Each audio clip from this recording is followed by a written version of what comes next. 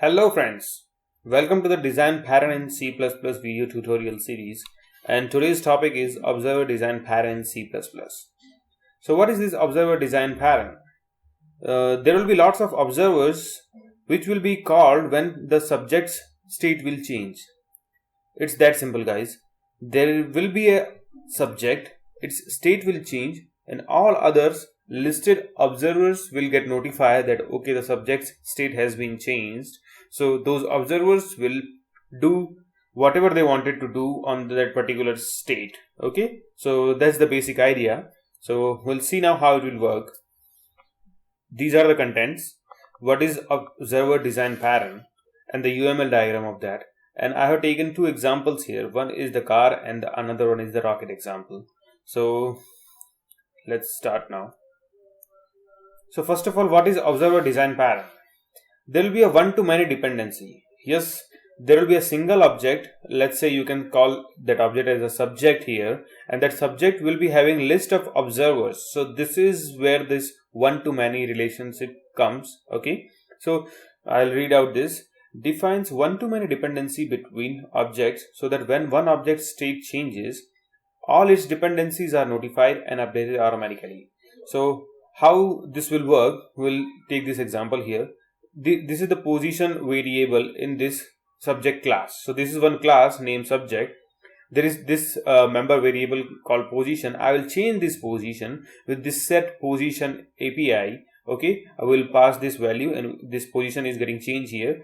Now once this position has changed successfully, we'll call a notify function. That notify function will call all the observers. So where are these observers? This is the list of observers inside this subject class itself. Okay, so I'll repeat this again.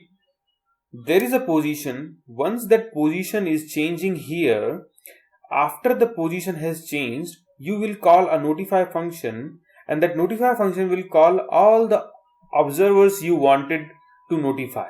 Okay, so that's it, guys. This is that simple. I have not given attach or detach APIs here. That I will explain in the code. Okay, so let's move. So this is the UML diagram. I have taken it from Wikipedia. Okay, so this is our subject. As I explained, this is our subject. This is the observers collection, means list, and these are some APIs. Okay, so register observer will register the observers to this subject that okay, I want this particular observer to observe my state change. Okay, so there will be a list of observers. You will create those lists, and you sometime you might unregister those observers when you are done with those observers. Or there could be a situation like where you don't want that observers to observe your state anymore because you might never come into that state again, or something like that. So then you will just remove that observer, that particular observer, from your list. Okay, and there is this notify observer function. This notify observer function will notify all the observers listed in this observer list. Okay, it's that simple. So this is the abstract observer here. These are the country observer. These things I will explain in code a little more deeply. Okay, so let's go ahead and check the code now. So as I told you that there is a subject here. So this is the subject now. This is car, and it will have its position, and this is a simple game actually. So I'll explain the logic what it is. When we'll start the game, we'll be at 0th position. That means we'll be at middle. Okay, from here you can go right and left. So there will be a left observer, right observer, and the middle observer. So let's see how it will work. So I'll explain this car now first. There is a position like get position and set position. These are the getters and setters. Once you will set the position, as you can see, this is you are setting here the position, this position here, and after that you are notifying. Okay, so this notify function is here. Notify function is taking the all observers and iterating through all the observers and updating those observers, means the calling the observers so that they can observe the position. Okay, now look at the observer class. So this is our observer. It's an abstract class Okay, and this is the function which will be called from this uh, notify function. Okay, so all the observers will have this update function common so that we can call them. Okay, so these are the observers, concrete observers. This is left observer. We have extended this observer class in this. This is the constructor we are calling. So, and we are calling with the parameter of that subject, like we want this observer to get attached to this particular subject. So this parents observer constructor will get called, and here we are putting this whatever the object subject is coming into this variable. Okay, so that we can get this car and do update whatever the update function was intended to do. Okay, so for that we need car, so we'll store that variable here, and we'll call this attach function with this means the left observer, what is called from here. Okay, so this attach will go and get called here. So we are sending the observer and telling make the list. Okay, so push back, this is the vector of observers. If you don't understand what is this vector and all that, I have created other videos. You can go and check what is vector in C++ and STL. So but generally people know this, so I have used this because it's very handy.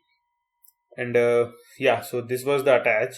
You will send the observer, and that observer will get attached, get inserted into your list, so that you will call this list in the notify function. Okay, and the update function of those observers. So as you can see, this is the update function of left observer, this is update function for right observer. So once that observer is created, then okay, I'll start from the main so you will understand it a little better. So this is our main function. We have created a car object. Okay, this is our subject. Actually, we are putting that, sending that subject to the left observer, right observer, and the middle observer. We are not doing anything except we are just attaching this particular observer to car, and this right observer to again the same object, and the middle observer to the same object. Okay, so here comes the one-to-many relationship. We have attached all these three observers to that particular object. Okay, now this is just the simple message which will come. So you will be pressing the left button, right button, and the center button. So for left you will be pressing L, for right it is R, and for center it is C. So I have showed here. This is the ASCII key for left, for center, for right, and for B for brake. So the car will brake and you will come out of this whole loop. Okay, and the program will terminate. Okay, and this if you have pressed any other button, it will just say that okay, drive carefully. Okay, so it's that simple, guys. Let's go ahead and run this, so I'll be able to explain it a little better. So now we'll compile our program. Don't forget to put this standard C++11, otherwise it won't get compiled, because we are using this C++11 feature, which is the algorithm and the vector here. So yeah, our code is compiled. Now we'll run this. So hit left or right button, or press this brake to close. So we'll press this left button here. So we'll keep on pressing. So we are on the left side now. If you want to go right side, you press the right side, you will directly jump to the right side. If you want to go to center, you can press C, you will be in center all the time. So S is not anything, so it will say that okay, drive carefully. And if you want to come out, you can just simply press B, and yeah, here we're done. So I'll explain this from the main here. So this is our main function here. As I told, we have attached our observers to the car. Now we will take the buttons here in C in, and until unless this loop is break, we will keep on asking the user to print this. So it will check okay what button you have pressed. If you have pressed L, we will set the position -1, as I told you that, okay, this -1 is for left side. Okay, so we'll set the position as -1. If it is center, we'll set the position at 0, and if it is right, we'll set the position at 1. Okay, so let's say we have pressed L button and we have set the position -1. So what will happen here? So we'll come to this, and this is our set position function. We are sending this position and we are setting the position here. This is our member variable. We are setting this and we are notifying all the observers which are listed in this vector. Okay, so how many observer we listed? 3 observers. These 3 observers. So left observer, right observer, and the middle observer. So we will call notify from this set position. This is the basic structure, guys. Once you will change something like this set position, now you want particular observers or the set of observers to observe that change. Okay, so this notify function will call here, and this notify will iterate over all the observer list and call that common update function. So in that left observer we have this update function here. Will get car, get position, and that position variable will analyze. If that position is less than 0, means -1, that means we are at left side.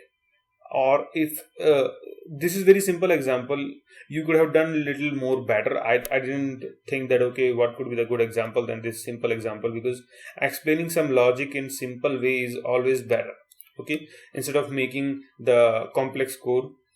Okay, so if you want, you can go ahead and implement something little more complex, but I'll be explaining another example also. So in that case, I have detached and attached code and on the fly, so there it will be having little bit more complexity. So this is the observer design parent first example here. So I think we are done here. And yeah, one more thing I wanted to tell. There could be a situation like, say, if you are having this position here and this observer list is related to this position, which means you want all these observers to be called when particular position changes. I mean, the particular variable changes. There could be another variable here, another variable like the temperature. Okay, so if this temperature changes, you don't want to call these observers, you want to call some another observer, so you will create another observers list. Okay, so in that case you will be having some another observer list. Let's say list observer temp list. Okay, so now you will be having another notify function. That notify function will be different to this notify function. Notify temp function will be there, and you will be implementing another notify function here, which you will be iterating.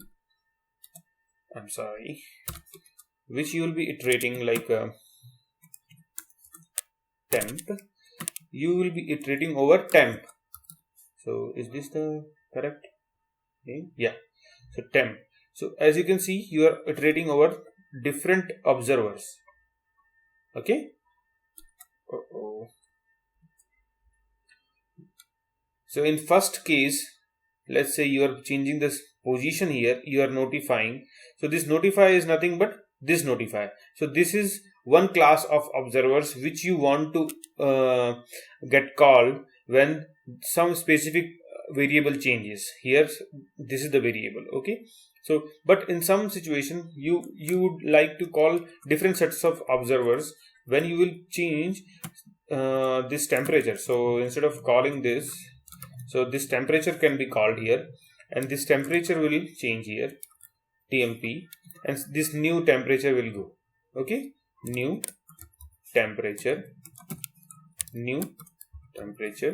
Now you want to call here new notifier temp. Okay, so this will notify all those observers which are listed in this list. Okay, and this list is totally different than this list. So this is the basic idea. Sometimes you want to call different sets of observers, and sometimes you want to call different sets of observers. Why we do this? Because what happens, let's say you are having say 100 or thousands of observers to observe some particular object. So in that case, there could be a situation where you just want to call only 5 observers for particular change, but you end up calling all the observers which were listed in this list. Okay, so unnecessary call is happening. So to overcome that problem, we will create different sets of observers and we will notify accordingly. Okay, so I think we're done here. Now I will show you another example, which is the rocket observer. So let's look at the different example now. So this is our another example, spaceship. So this is our subject class from here to here. Okay, and there are few observers, which is like pressure observer and space speed observer and the temperature observer. So when this spaceship goes to the space, we will have these 3 observers to observe. Okay, on the basis of its height. Okay, when we go to space, our height will be measured, and the speed and the temperature and all these observers will get notified. So let's see how it will work. And yes, there is a detach speed detach thing here. I'll call this detach function, which will detach this speed observer. Once we will reach to this 1000 height, in that case we will detach this speed observer, because if you remember, or if you don't know, I'll tell you how this spaceship goes to the space. There are 2 rockets which is attached to the spaceship, and those rockets will take this spaceship to the space. Okay, and once this spaceship reaches to some height, or it will we can say once it will reach to the space, we don't need those rockets anymore. Okay, because this payload is our spaceship. Once this will reach to the space, we don't want that rocket anymore, so we'll detach that speed observer, because we don't want that rocket speed to be measured and something. So we'll see this whole code now. So there is a height variable here. The user will give the height. I mean, this is how I have simulated here. So enter the height of the rocket or press 0 to exit. So we'll enter the height, and here, as I told you in the first example, this is the subject. We'll attach this subject to this pressure observer and the speed observer and the temperature observer. Okay, so once we'll hit the height, enter the height, these observers will get observed, the attached, and if this height is non-zero, we'll set the height of that ship. Okay, so let's look at the example here. I mean, we'll run this code now. Yeah, so here we will set the rocket height. So when it started from Earth, its height will be, let's say, 1 or 2. So as you can see, as soon as I press the height, it will attacher will get called. So attach 3 times attach will happen. So because we have 3 observers here, so 3 attach called. Then after that, as we have changed the height here 1, the notify function will be called, and those all observers will get notified here. So pressure observer checked, speed observer checked, and the temperature observer checked. So as you will keep on pressing 3, 4, 5, 6, so it will notify all those observers. So once you reach the 1000 limit, as I have given here 1000, to detach this particular object, speed observer observer, speed observer. So let's give that height 1000. So if you will see here, notify is called, pressure observer checked, speed observer checked. Now detach is being called because we have reached to the 1000 height. So in that case, we are detaching this particular speed observer, and let's look at the code for detach here. So this is the code for detach. I'm showing that okay, detach is called, and we'll remove our this observer from this list. Okay, we are having this list of observers which we populated when we were we started our program here. So this speed observer was also entered in that list. So this is the list, and now we are detaching that. So this is the logic to detach. This is nothing but we are just removing this observer from this list. For now we just understand like this. So we'll go and see. Okay, detach is called. Once this detach will get called here, will where is that function? So yeah, speed observer detached. This is the message which should come here. So it has come. Now let's say if you are giving some speed like 1001, then in that case, now if you will see, notify is called, pressure observer checked, temperature observer checked, but that speed observer is not coming now. Before, speed observer was also getting checked all the time. Now we have removed that observer, so it won't be called here. Okay, so let's say you went to 1002, sorry, 1002, 3. So now we have detached it. Okay, so it won't get called. And why we detached it? Because we don't need that anymore.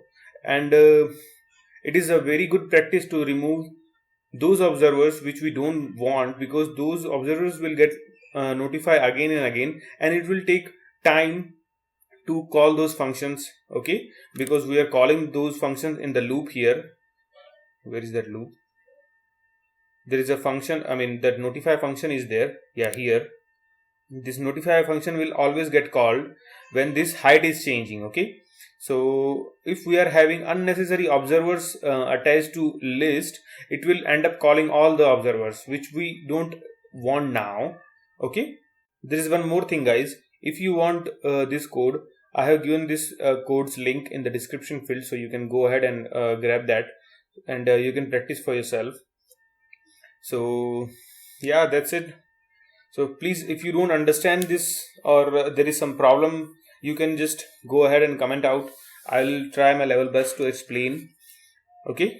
Thanks for watching this video, guys. If you like the video, please like and subscribe so that you will get the notification for future coming design pattern tutorials. And I'll be creating C++ interview related questions in which I will be covering advanced C++ like 11, 14 and 17 and the STL.